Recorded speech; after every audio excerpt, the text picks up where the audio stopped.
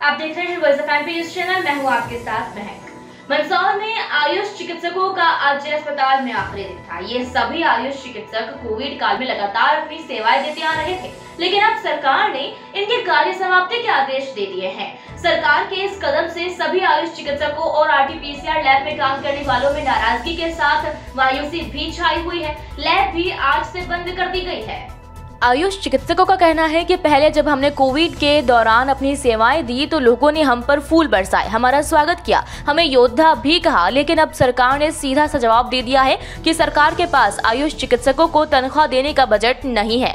एक lab technician बताते हैं कि आरटीपीसीआर लैबोरेटरी भी आज से बंद कर दी जाएगी। यहाँ लाखों की मशीनें पड़ी हुई है जो किसी काम नहीं आएगी। डॉक्टर राजेश बोराना बताते हैं कि सरकार ने उनके साथ गंदा मजाक किया है। कोविड में ड्यूटी के दौरान वह 6 महीने तक अपने घर नहीं गए थे और अस्पताल में ही रुके थे। दिन रात एक करके मरीजों की सेवा की थी, उन्हें बचाया था। डॉक्टर सोनू कुमावत का कहना है कि पिछले साल उनकी ड्यूटी कोरोना में ही लगी थी और उनकी वजह से उनकी मां को कोरोना हो गया था, जिसकी वजह से उसकी मां की मौत हो गई। एक अन्य डॉक्टर बताते हैं कि वह प्रतिदिन ड्यूटी करके अस्पताल से घर जाते थे। उनकी वजह से उनके पिता को कोरोना इन्फेक्शन हो गया और वह देखते ही देखते मर गए, लेकिन कोई कुछ नहीं कर पाया। उसके बावजूद भी मैंने हर हाल में मरीजों की सेवा की, इनका इलाज किया।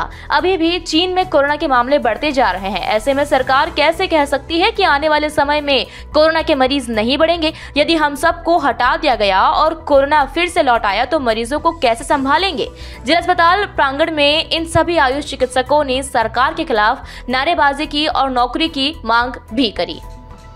नहीं सर, हमने कोविड में जो जी जान मेहनत करी है और कोविड की वजह से आज मेरी माँ मेरे बीच में नहीं है, क्योंकि उस समय घर से अप डाउन करता था और मेरी वजह से मेरी माँ इन्फेक्टेड हुई और लास्ट में मेरी माँ जीएनएमटीसी में एडमिट किया था मैंने। इससे सरकार का रवैया जो है पूरी तरह से कोविड जो योद्धाओं का जो दर्जा दिया है, कहीं ना कहीं सरकार उसके ऊपर पूरी तरह से अमल नहीं कर रही। कहीं ना कहीं जो है ना एक सिर्फ एक वो दर्जा दिया गया है, पर वास्तव में कोरोना योद्धाओं का अगर दर्जा दिया जाएगा तो उनको तभी मिलेगा जब उनको परमानेंट या स्थायी किया जाएगा। मैंने मोस्टली नाइट ड्यूटी ही करी है, जो करीबन 13 से 14 घंटे की ड्यूटी होती थी मेरी, और उसी नाइट ड्यूटी करने के बाद जब घर जाता था तो पिताजी और माताजी के साथ में ही रहते थे।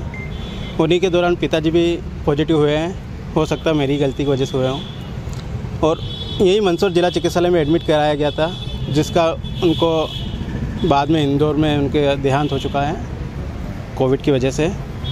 तो मैं चाहता हूँ सरकार हम जैसे लोगों की भी सुने कि जब आपका काम की वजह से हमको रखा गया था और आप जब आपका काम पूरी तरह से समाप्त हो रहा है तो आपको ऐसा लगता है कि इनकी कोई ज़रूरत नहीं है, तो हमें सुना जाए और हमें कम से कम सुविधा या परमानेंट किया जाए।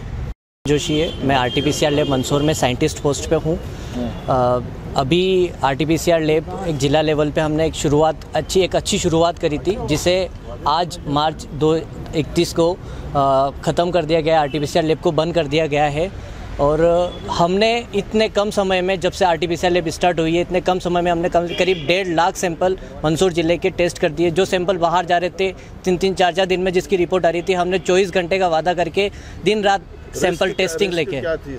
सैंपल टेस्टिंग में बहुत सारी रिस्क रहती है, क्योंकि ये प्रोसेस एक छोटी नहीं होती, बहुत बड़ी प्रोसेस होती है। आरटीपीसीआर एक बड़े पैमाने पे होती है प्रोसेस, जिसको हमने कंटिन्यू टाइम दे के इस प्रोसेस को हमने किया, जिसमें अधिकतम चांस होते हैं कि आप पॉजिटिव हो जाओ, क्योंकि आपको सैंपल जो कोविड सैंपल आता है उसके साथ आपको टेस्ट करना होता है। हर चीज़ का आपको ध्यान रखना पड़ता है। अगर आप पीपी पहनते हो तो उसमें मास्क लगाना, सब कुछ आपको ध्यान रख के ये प्रोसेस करनी पड़ती है। अच्छा, एक बात बताइए, इस बात की कौन गारंटी दे रहा है कि कोविड अब वापस नहीं आएगा?